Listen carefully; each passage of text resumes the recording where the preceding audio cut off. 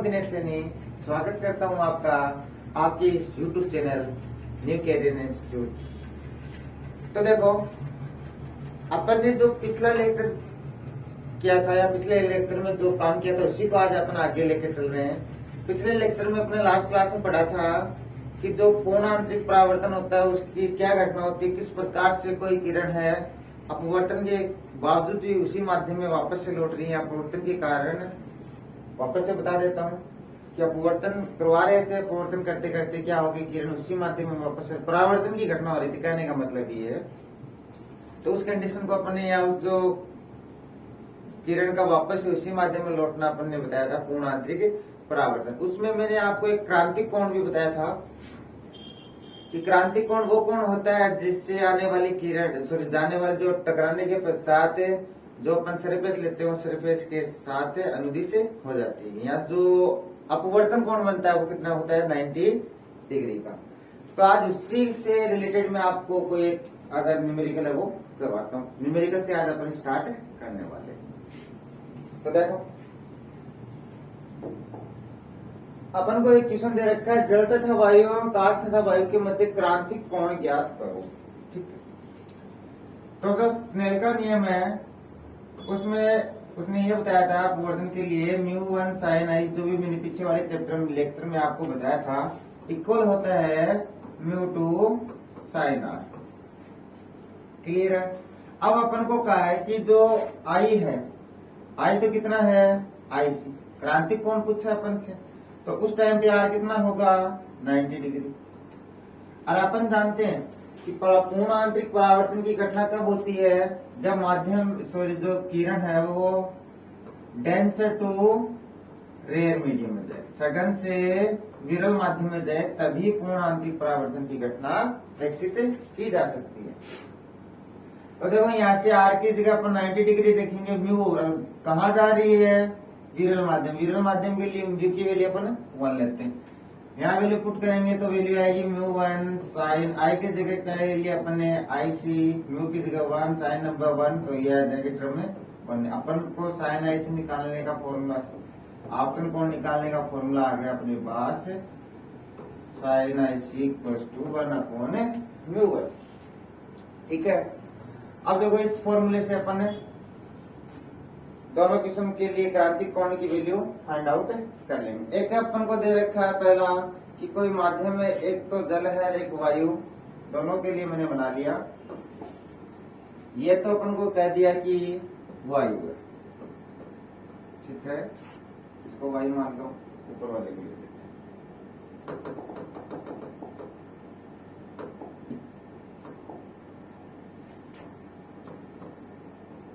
ये वायु और ये जल, ये वायु और ये कांच, दोनों कंडीशन ले लिए है। अब कोई रे आ रही है, मैंने बताया था पूर्ण आंतरिक परावर्तन की घटना तभी होगी जब कोई सघन माध्यम से किरण विरल माध्यम में जाए। सघन माध्यम जल है, मतलब किरण है वो यहाँ से जा रही है,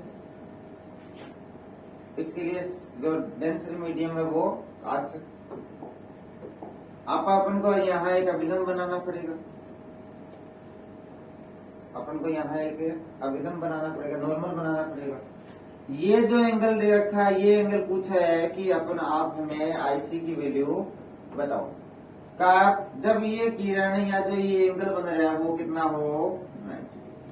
ये एंगल 90 डिग्री का, जब आपन कोण की वैल्यू IC। क्लियर है। अब अपन जानते हैं, मैंने ये जो अपवर्तनांक है, जो μ1 है, जो μ2, जो अपन ने जल वायु के लिए मैंने आपको अपवर्तनांक की वैल्यू बताई थी।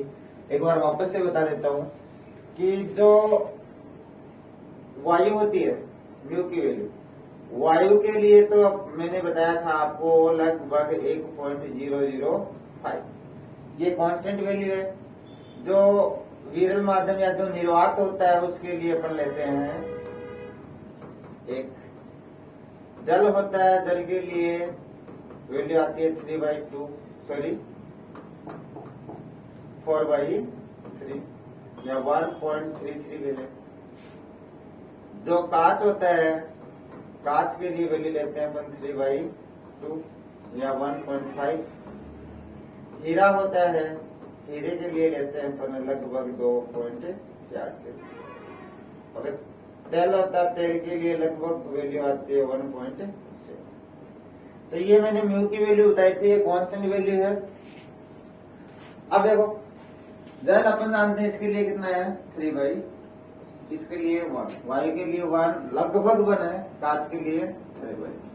इसके लिए आप क्रांति कोण आ जाएगा sine IC equals to 1 upon, इसका कौन सा मीडियम है 4/, 4/3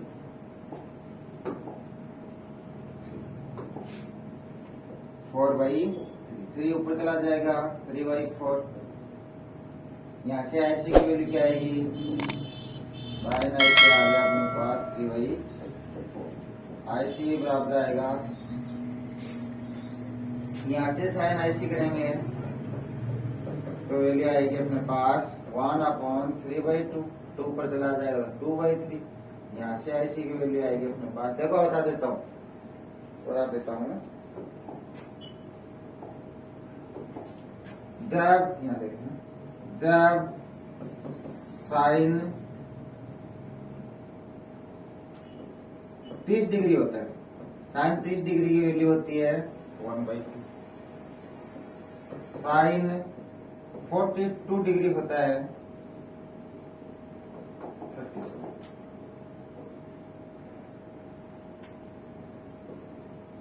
साइन 37 डिग्री होता है, क्या लिखते हैं अपन 3/5। साइन 42 होता है 2/3। साइन 50 डिग्री होता है 3/4।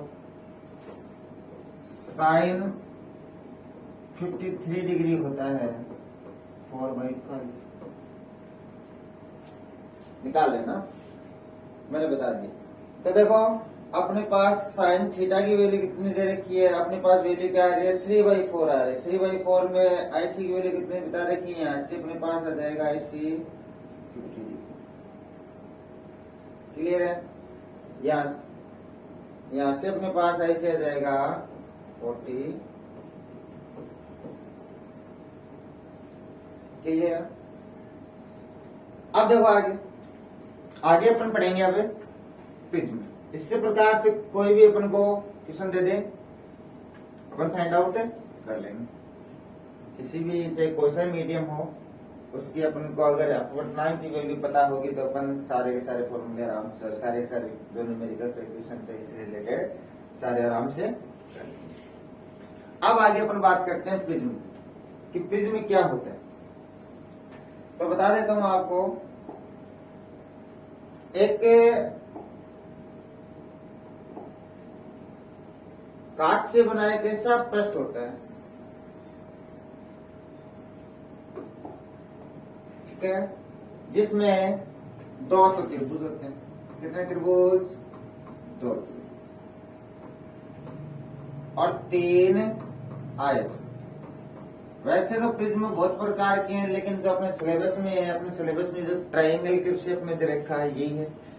वैसे तो प्रिज्म की जो शेप है बहुत प्रकार के, लेकिन अपने सिलेबस की बात करते हैं तो अपने सिलेबस में ट्रायंगल के लिए दे रखा है। तो देखो अपन ने सिलेबस में जो प्रिज्म दे रखा है उसमें 2 तो त्रिभुज है, 3 आयत है। एक त्रिभुज ये रहा, एक जस्ट इसके पीछे, एक आयत नीचे, एक सरफेस इस साइड है तो एक आयत इस साइड और एक आयत, 1 2 3 तो आयत हो गए, एक त्रिभुज, एक इमेजिन करो इसके जस्ट पीछे, ठीक है। अब जिस सरफेस पे कोई किरण आ रही है, जिस सरफेस पे कोई किरण आ रही है, उस सरफेस को तो कहते हैं आपतित फलक। उस फलक को क्या कहते हैं अपने, आपतित।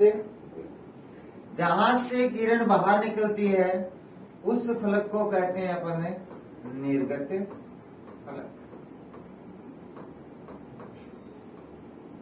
क्लियर है। ये जो एंगल बनता है इस एंगल को कहते हैं ए है प्रिज्म कोण। ठीक है। अब मैंने आपको ये बताया कि जो अपने सिलेबस में दे रखा है वो ट्रायंगल की शेप वाला जो अपने जो प्रिज्म दे रखा है वो है। अब ये ट्रायंगल वाला भी दो प्रकार से हो सकता है, बता देता हूं। एक तो ऐसा प्रिज्म है जिसकी ये सभी एंगल बराबर 60 डिग्री 60 डिग्री 60 तीनों से एंगल बराबर होंगे। इस वाले प्रिज्म को तो कहेंगे समबाहु प्रिज्म। समबाहु सभी कोण इसकी क्या है, ठीक है। एक अपने पास कुछ इस शेप का हो, ये भी एक ट्रायंगल ही है।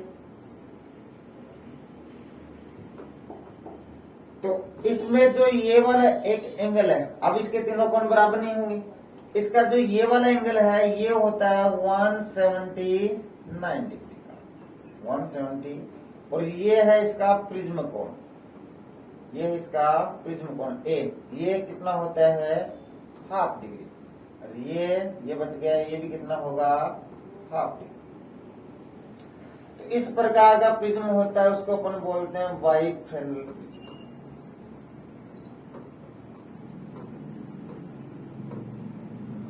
क्लियर। या पतला सा है, देखो पतला सा बनेगा तो यहाँ इसको क्या कहेंगे अपन, थिन प्रिज्म। ये मोटा थिक प्रिज्म, और नाम भी दे देते हैं। तो जो अपने सिलेबस में वो मैंने आपको 2 टाइप्स जो प्रिज्म के हैं वो मैंने आपको बता दी। अपन अब इस प्रिज्म के लिए जो ये प्रिज्म का काम क्या है, किरणों को फैलाना। इसमें आने वाली किरण है उनको अपने अपने कलर में विभाजित करने का काम होता है इसका। जो श्वेत प्रकाश होता है उस अपन जानते हैं ये 7 प्रकार का 7 कलर का होता है दिव्य। इस प्रिज्म का काम वही है कि जो आने वाली रे है उनको, जो किरण है श्वेत प्रकाश है, उस प्रकाश को 7 कलर में विभाजित वर्ण विक्षेपण करता है। तो आगे देखो,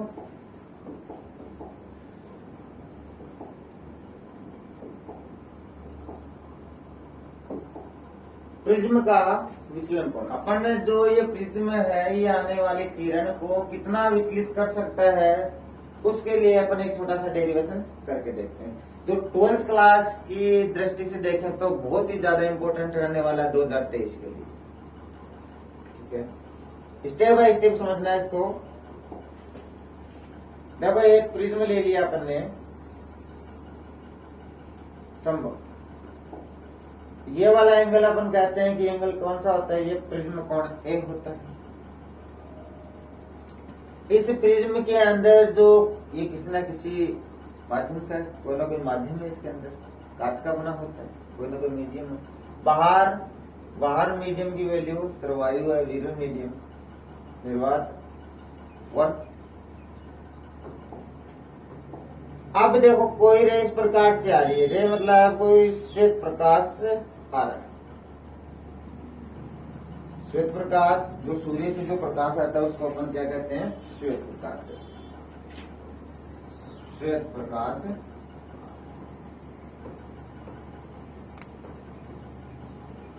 ठीक है।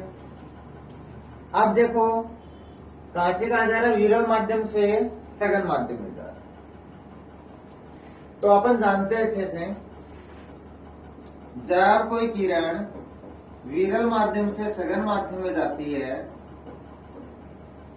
तो अभिलंब की ओर झुकती है, तो अभिलंब के पास आती है, ऐसे बोलता हूं, अभिलंब के पास। जब सघन से विरल माध्यम में जाती है, पीछे वाले लेक्चर में मैंने बताया था आपको, और जब कोई किरण सघन से विरल माध्यम में जाती है तो अभिलंब से दूर होती है। पीछे वाले लेक्चर में मैंने आपको बताया था, इसको यहां से रखे, ठीक है। अब देखो ये आने वाली प्रकाश की किरण है। अब अपन को एक अभिलंब चाहिए, और अभिलंब कहाँ बनाते हैं? आपतन बिंदु पर बनाते हैं। जहाँ पे किरण आप जिस सरफेस के जिस बिंदु पर कोई किरण आपतित हो रही है वहां पे अपन को आपतन बिंदु बनाना पड़ेगा। और आपतन बिंदु पे जो लंब बनाएंगे, अभिलंब बनाएंगे, वो कैसा होता है? हमेशा उस सरफेस के लंब होता है। ये वाली सरफेस है, इस सरफेस पे आपतित हो रही है, तो इस सरफेस के लंबवत अपन ने क्या बना लिया? अभिलंब बना। ठीक है, ये जो एंगल बन रहा है, ये जो एंगल बनेगा वो कितना होगा? 90। अब आपतित किरण, ये क्या? श्वेत प्रकाश आपतित किरण अपने पास। आपतित किरण और अभिलंब के बीच बनने वाला एंगल होता है आपतन कोण, आई पड़ता है। अब मैंने क्या बताया आपको कि जब कोई किरण विरल माध्यम से सघन माध्यम में जाती है तो अभिलंब के पास आती है। अब जाना तो था इस किरण को ऐसे सीधा, लेकिन ये ऐसे नहीं जाके क्या करेगी? अभिलंब की और झुक जाएगी। अभिलंब नीचे की तरफ है तो अभिलंब की और झुक जाएगी, ऐसे। ठीक है,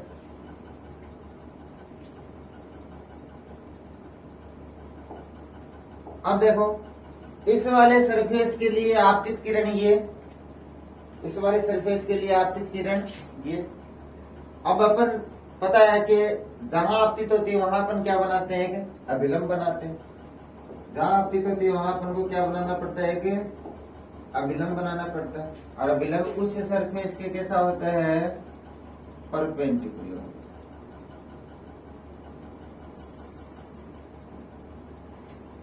ये जो बन गया अपने पास है, ये एंगल कितना बनेगा? 90, अंदर वाला भी 90 डिग्री। ठीक है, अब कोई किरण जब सघन माध्यम से विरल माध्यम में जाती है तो वो अभिलंब से दूर हटती है। देख लो, जब कोई किरण सघन से विरल माध्यम में जाती है तो अभिलंब से दूर हटती है। जाना तो था उसको सीधा, लेकिन जाएगी वो थोड़ा सा अभिलंब से दूर।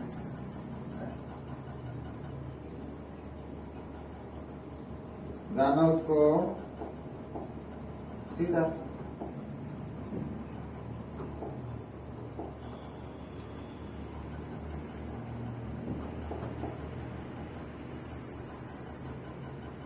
ठीक है, अब जो विलंब और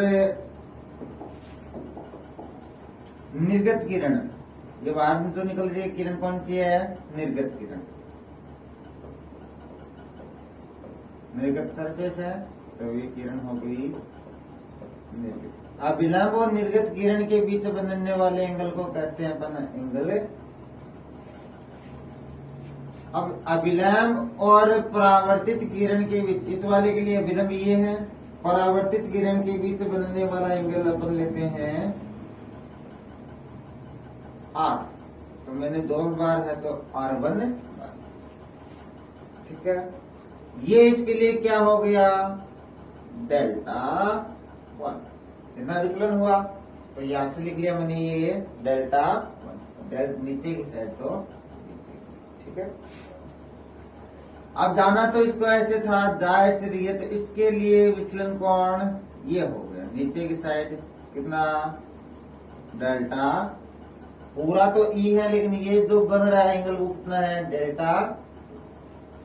ठीक है, इस वाली सरफेस जो आपतित किरण और ये जो अभिलंब है इसके बीच का एंगल ये इसको लिख लिया R। ठीक है, अब देखो आगे नामकरण कर देते हैं कैलकुलेशन। इस बिंदु को नाम दे दिया मैंने A, ये नाम दे दिया मैंने इसको B, इसको नाम दे दिया मैंने। बात करते हैं अपन जब इस किरण को पीछे की तरफ बढ़ाएंगे, जब इस किरण को अपन पीछे की तरफ बढ़ाएंगे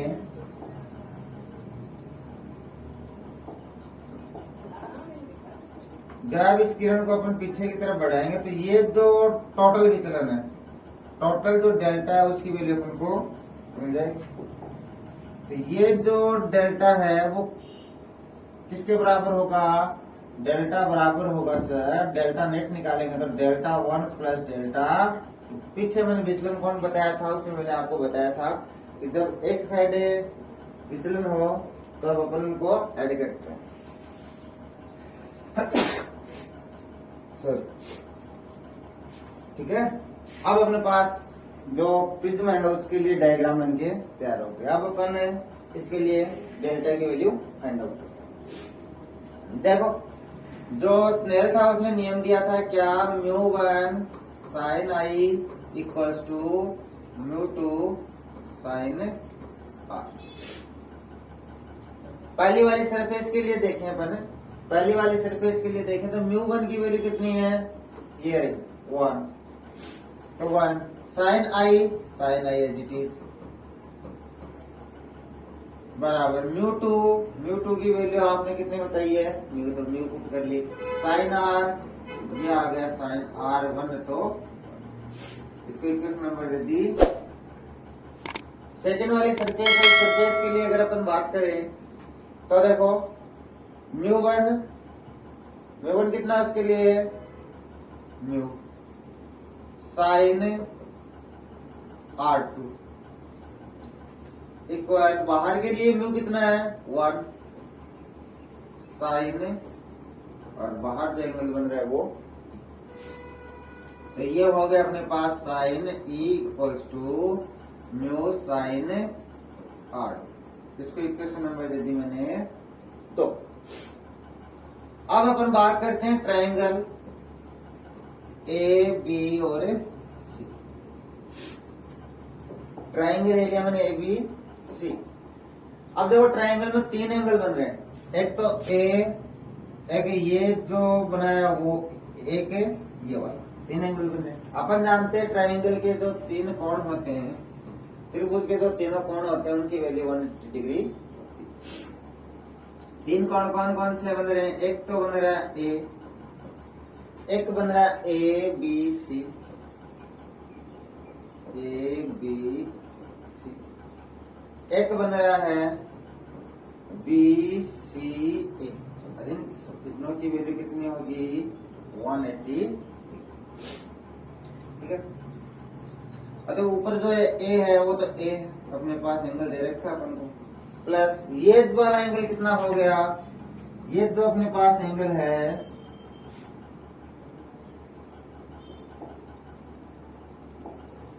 ये वाला।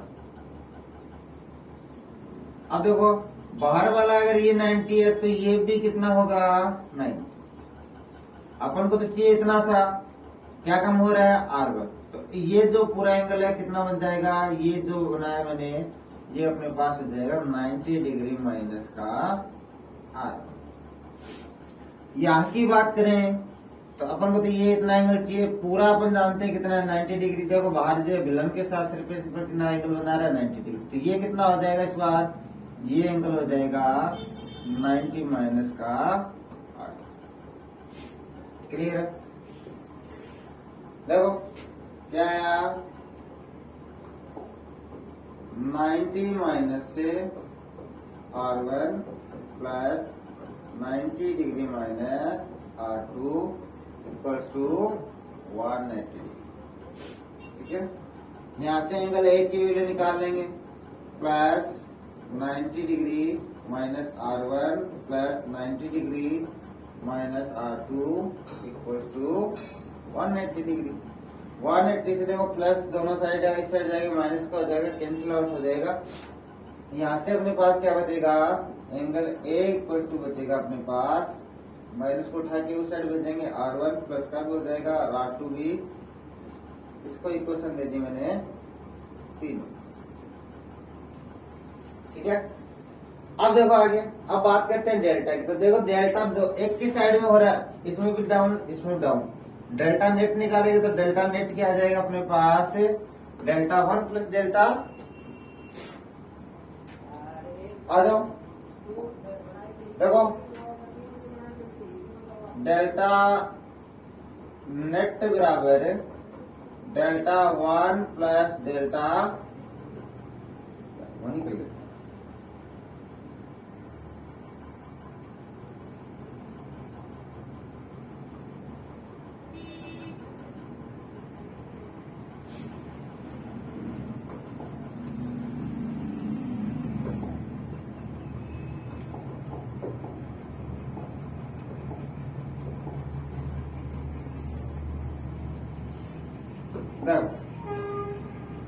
डायग्राम से डेल्टा नेट बराबर क्या बोल रहे हैं अपन को, lambda 1 plus delta 1 plus delta. अब अपने डायग्राम से बात करते हैं अपन डेल्टा की। देखो डेल्टा इतना सा है ये वाला। अब ये जो डेल्टा 1 दे रखा अपन को, अब ध्यान देना,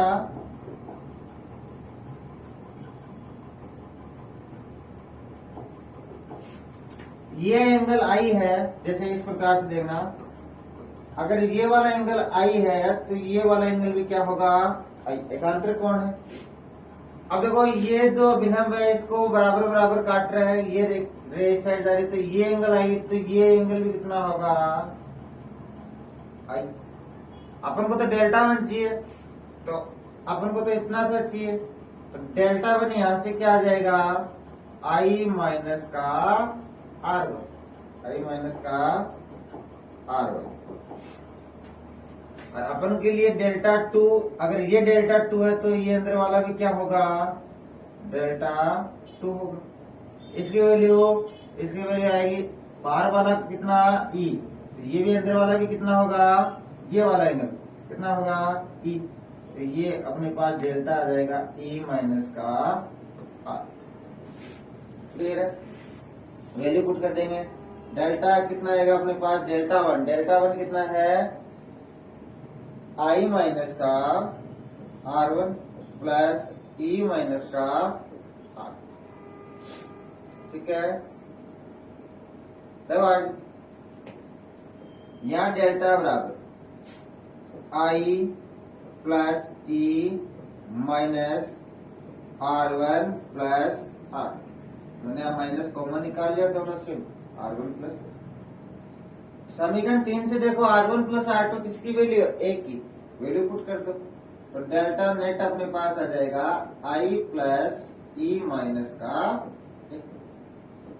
इसको समीकरण नंबर दे दिया मैंने 4। ठीक है। अब देखो जब अपन विचलन कोण और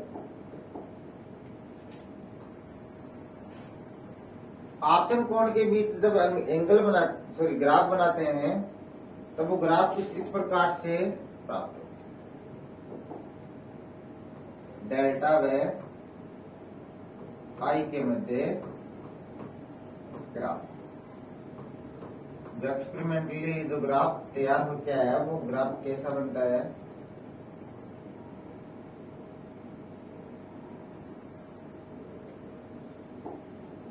वो ग्राफ कुछ इस प्रकार से प्राप्त हो। ये अपने पास डेल्टा और ये, अब ये जो इस ग्राफ की जो नीचे वाली ये अपन को दे दी, ये क्या होगी इस डेल्टा के लिए, मिनिमम होगी। डेल्टा क्या होगा यहाँ पे, डेल्टा होगा मिनिमम। अब जहां डेल्टा मिनिमम हो रहा है, डेल्टा मिनिमम होता है एक्सपेरिमेंटली, वहां क्या आया, आई बराबर E। जहां डेल्टा मिनिमम हो रहा है वहां क्या आया, आई बराबर E। और R1 बराबर क्या आया, R2 आया। इसको मैं R मान सकता हूं, मान लिया मैंने क्या, R। जब एक्सपेरिमेंट किया तो डेल्टा और आपतन कोण के बीच में इस प्रकार का ग्राफ प्राप्त हुआ, जहां डेल्टा मिनिमम आया वहां आई बराबर ई हुआ है, जहां आई बराबर ई हुआ वहां डेल्टा की वैल्यू क्या आई थी, मिनिमम, और R1 बराबर भी क्या था, R2, जिसको मैंने एक R माना। आ जाओ अपने इक्वेशन में देखो, समीकरण 3 से देखो, जो अपने पास समीकरण 3 है,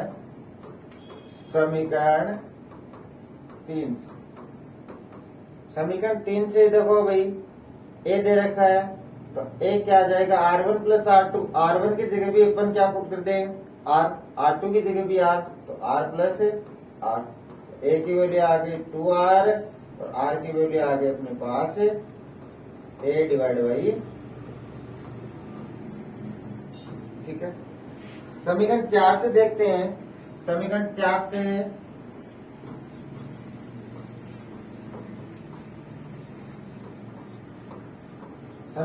से क्या आएगा, देखो आई बराबर क्या पुट करना है, ई। तो डेल्टा क्या होगा उस टाइम पे, डेल्टा होगा डेल्टा मिनिमम। जब आई बराबर अपन क्या पुट कर देंगे, ई, या ई बराबर आई, मैंने ई की जगह आई पुट कर दिया, तो आई पहले से था, ई की जगह वापस से क्या पुट कर दिया, आई पुट कर दिया, और माइनस का यहां से डेल्टा मिनिमम आएगा अपने पास 2i माइनस का आई, इसमें ए को उठा के साइड भेज दो, तो डेल्टा मिनिमम प्लस का ए इक्वल टू 2i। यहां से आई की वैल्यू आ जाएगी अपने पास डेल्टा मिनिमम प्लस का ए डिवाइड बाई 2। यह आ गई अपने पास आपतन कोण की वैल्यू, और ये है अपने पास अपवर्तन कोण। अब स्नेल के नियम से देखो, स्नेल के नियम,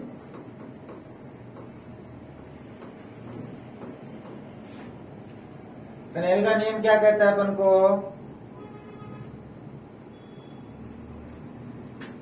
कि जो आपतन कोण साइन आई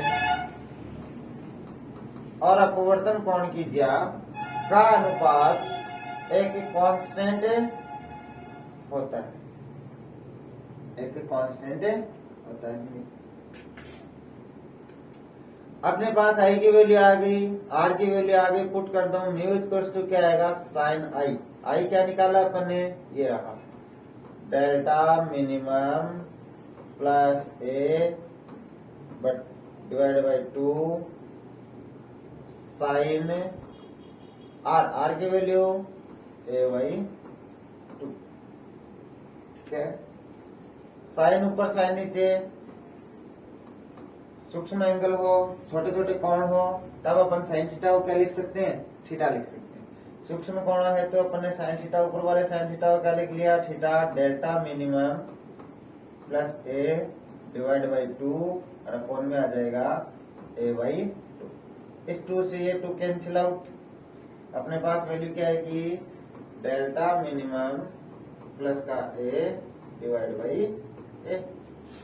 इस ए को म्यू से मल्टीप्लाई कर देंगे तो वैल्यू क्या आएगी, डेल्टा मिनिमम प्लस का ए को उठा के उस साइड भेज देंगे तो डेल्टा मिनिमम अपने पास क्या आ जाएगा, म्यू ए माइनस का ए।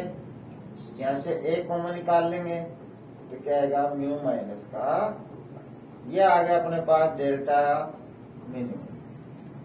जो अपन टॉपिक लेके चले थे कि प्रिज्म के लिए अपन को विचलन कोण की वैल्यू फाइंड आउट करनी है, तो डेल्टा मिनिमम अपन विचलन कोण आ गया।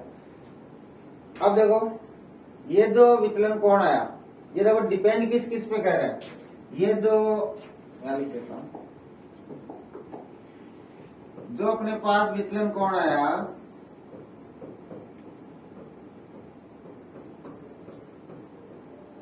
वो एक तो ए पर निर्भर कर रहा है और एक है म्यू पर निर्भर कर रहा है। विचलन कोण माध्यम के अपवर्तनांक, म्यू क्या है, अपवर्तनांक, माध्यम के अपवर्तनांक एवं ए क्या है, प्रिज्म कोण, प्रिज्म कोण पर निर्भर करता है।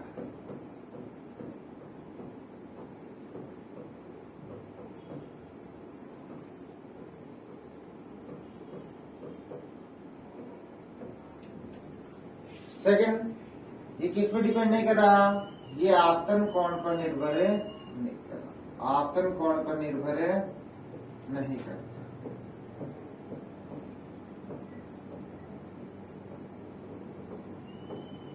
याद रखना।